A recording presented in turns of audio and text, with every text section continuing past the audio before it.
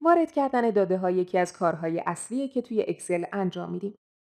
برای این منظور چند تا مفهوم و قانون هستش که باید باهاش آشنا بشید. توی برگه دیتا انتری توی فایل ورکبوک زیرو تو entering دیتا میخوایم داده‌های مربوط به 6 ماه رو وارد کنیم.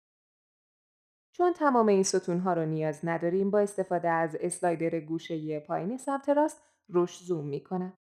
آیکونش تقریباً وسطه، میکشمش این سمتی. همین خوبه. میخوام میزان فروش، مخارج و سود رو وارد کنم. یادتون باشه با استفاده از فلش ها میتونین بین سلول ها جابجا بشین. یا میتونین با استفاده از کلیک چپ موس هر جایی رو انتخاب کنین. توی سلول A2 کلمه سیلز رو وارد میکنم. تمام که شد واسه رفتن به سلول پایین اینتر و واسه رفتن به سلول سمت راست تب رو میزنیم. اگه بخواین از یکی از فلش های 4 سمت هم میتونین استفاده کنین. من اینتر رو میزنم، میره روی سلول A3. کلمه expenses رو تایپ میکنم. موقع تایپ کردن شاید اشتباه کنم. همون موقع هم متوجه میشم و کلید بک اسپیس رو میزنم. نه فلش چپ رو. بک اسپیس. فرض کنیم شما توی بریتانیا یا کانادا زندگی میکنید. باید بدونید که اخیراً برای سرجم و مخارج کلی دیگه از کلمه اکسپنس استفاده نمیشه و به جاش از اوورهد استفاده میکنن. پس بیاین اینو به عنوان یک غلط اصلاح کنیم. توی اکسل میتونین به جای چیزی که تایپ کردین یک چیز دیگه بنویسین. کلمه اوورهد رو به جاش مینویسم. نیازی نیست اول اینو پاک کنم. تایپش میکنم بعد هم اینتر. حالا هم پرافیتس. مثلا این بار اشتباه میکنم اما همون موقع نمیبینم. اینتر رو میزنم.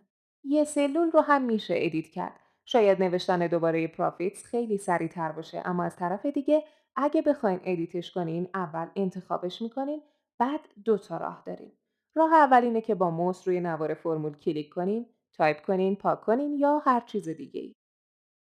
من جلوی جی کلیک میکنم، پاکش میکنم و اف رو مینویسم و اینتر میزنم. راه دوم هم اینه که روی سلول دابل کلیک کنیم. باید محلش نزدیک به محل خطا باشه. من اینجا دقیقاً بعد از جی کلیک میکنم.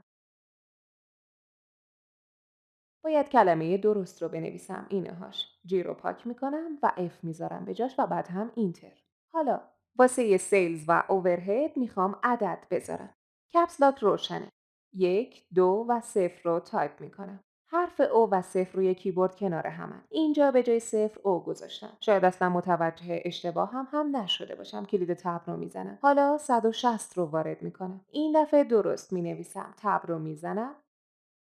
همونطور که دارین روی صفحه میبینین این از راست نوشته شده. اما 120 که به جای صفرش او گذاشتم از چپ. توی اکسل عدد یا فرمول به صورت اتوماتیک از راست نوشته میشه. بقیه ورودی ها از چپ. اگه متوجه این نشم بعداً موقع فرمول نویسی توی دردسر میافتم. اینی که اینجاست عدد نیستش، ترکیب حرف و عدده. توی اکسل عدد و سمت راستن. حالا چطوری درستش کنیم؟ 1، 2، 0. تب و بازم تب. توشون عدد می نویسم. هر بار که تب رو میزنم میتونم داده های مربوط به 6 ماه رو وارد کنم.